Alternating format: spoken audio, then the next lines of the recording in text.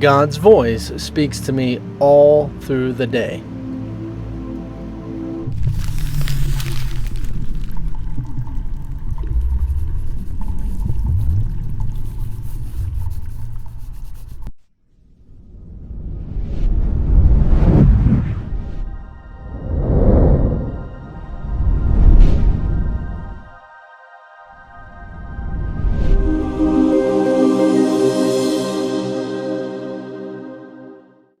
If you're familiar with the text of A Course in Miracles and you've gotten into it at all, it's likely that you've heard of where it is mentioned that the ego's voice always speaks first. And so it's rather interesting when you get into something like this. I personally think of this as a fact, just like the previous lesson, but in the sense, also most people think it's more like an affirmation, and it's not. I mean, you can use it in that fashion, like you want to achieve it, you want to make it happen, or I'm going to make sure God's voice speaks to me all throughout the day, so I got to practice. And yes, that's true, but it's more so in your awareness. Now, the big thing about what a voice is disorienting when you actually recognize what it is, because voice is not referring to audible voice. So as I mentioned about the ego always speaks first, is because the ego is the only thing here that speaks in words.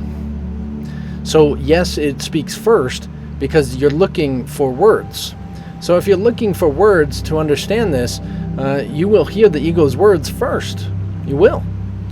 But if you recognize that the spirit would only come in words after the fact, because you're looking for words, like you're looking for a voice. So if you're kind of misunderstanding what this course is about naturally, easily, especially when it uses words like voice, you actually think you're looking for a voice. But the voice for God is a continuous, more so sound, even as the sound of Om, of the spiritual universe. This whole totality of the spiritual universe is the representative, speaks for God. It is the voice of God. Okay? So it's more of a representation of God than just a voice. So in this same way, we're practicing what we have in a couple other lessons before, of attempting to get down to the same depth of recognizing God, and yet recognizing a representation of God. So yes, if no matter what it is, you're looking for to understand and get God's voice, you're listening, let's say you're hoping God's voice is going to speak in tongues or speak some random language. Okay? You're going to find that if you try hard enough, you can find God's voice in another language, in some alien dialect. Okay? So it's no matter what you're looking for, you can find it there because it wants you to know the truth. It will represent what you're looking for and attempt to use the symbols of your mind, what you're looking for, what you expect, just like voice of God speaks, right? These are symbols of your mind because you're so obsessed with physical bodies, you expect it to be a voice in this way. So it can be very audible. I've had many audible discussions, but it's not in the sense of just like your thoughts. It's more so in this really clear depth, just kind of a natural. Everything else stops, and there is just this booming voice of absolute comfort, absolute peace, and love. But that is still a representation.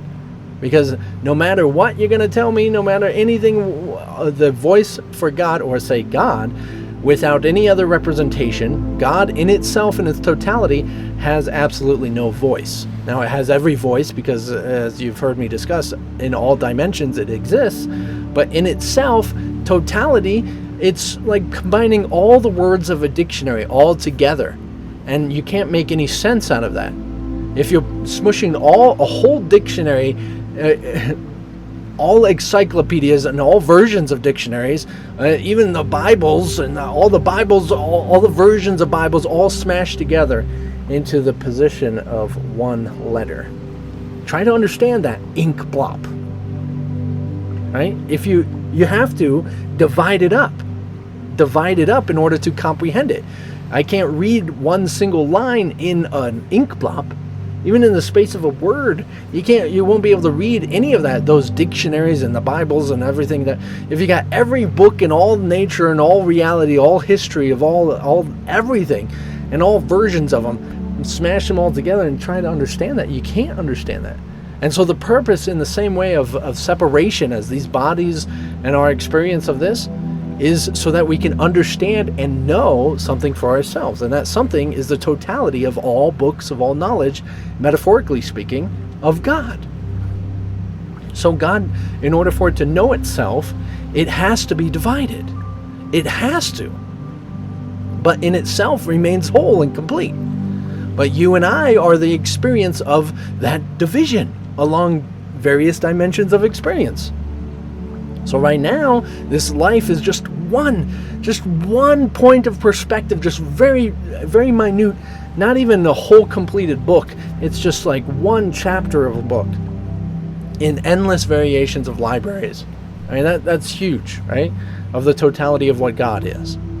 So try to understand it in that fashion, that when you are going to find the voice of God, you are very well capable of asking for it to be audible voice. You're looking and expecting for audible voice.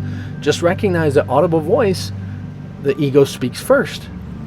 So it will speak out of fear. It will speak out of desperation. It will even try and mimic the voice of God. It will try to talk in the same version as your head, how you talk to yourself and all this stuff. But so you'll be somewhat challenged to recognize, am I just talking to myself? Or am I talking to, say, God? And we want to recognize that this voice of God has a calming effect.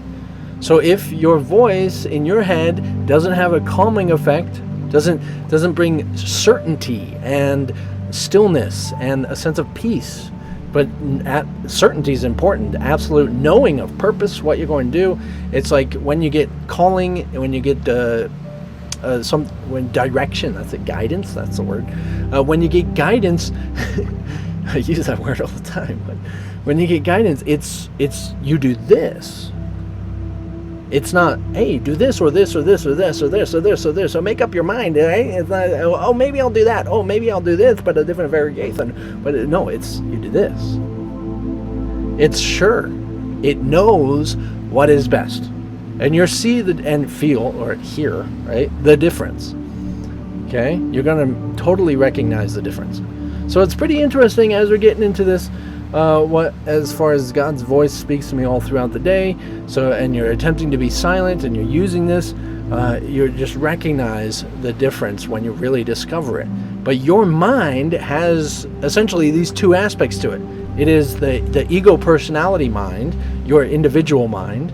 That's really physical, mental physical brain mind, where it's completely reliant on its history, everything that it's learned. Okay? Even knowing all these lessons that we've gone through, right? It's completely reliant on that. And that's why forgiveness is about releasing the history and everything you believed in the past, so you can actually recognize what it is that big mind is. So everybody has this big mind. We're all a part of this big mind, this dreamer's mind.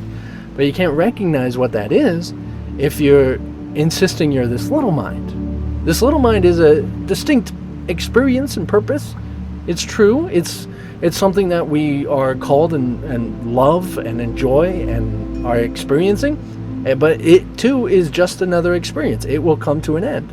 And even more so than just your body, but the entirety of the physical perspective in this way, physical reality and construct, all come to an end. Absolutely. But in the same way, you won't.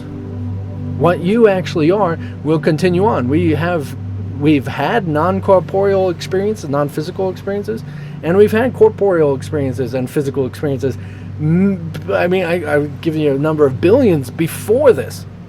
And we've had eternity to play with, and we have eternity to play with still. So it's not entirely too much pressure. Got a lot of information coming at you today, but you are definitely capable of recognizing the voice of God.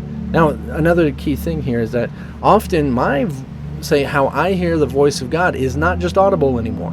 It's visual, It's tactical. It's sensory. It's smelling and taste. It's everything. It is in all sensory perceptions. And even impressions in my mind, thoughts, yes, words, ideas, a sensation of movement. It comes in all sorts of different ways. It is not a basis of if someone else is coming from the Spirit. It's a basis if you're coming from the Spirit. Because you're here as much in which you are expecting. So if you're really tuned into the Spirit, for an example, if you're really looking for, really tuned in, wanting for guidance from everything, you will hear any random sentence from anyone's mouth as guidance. It doesn't matter what they're talking about. It would just click in your mind, and you'll find that guidance there. So the more in tune with it, and I say guidance, it's not just being completely sure perspective guidance, but in the sense of also your relationship with God. You're here and see your relationship with God, with everything and everyone, all the time. That's when you're actually in it. There's no distinction between are they in the Spirit, are they coming from Spirit or ego? Are they coming from Spirit or ego? It's really, am I coming from Spirit or ego? Well, if I'm making a decision like that, I'm definitely not sure. It's more like, am I in Spirit or ego, this ego, that ego, this ego, that into Spirit, that ego, and then you're just not making, you have no idea what you're talking about, and that's perfectly fine. I mean, most people don't, right? We're actually designed to be in this world of crazy. And you gotta have a crazy mind to be in a crazy world, right? We want to experience this perspective, get into that whole nother depth. But so hopefully that made sense.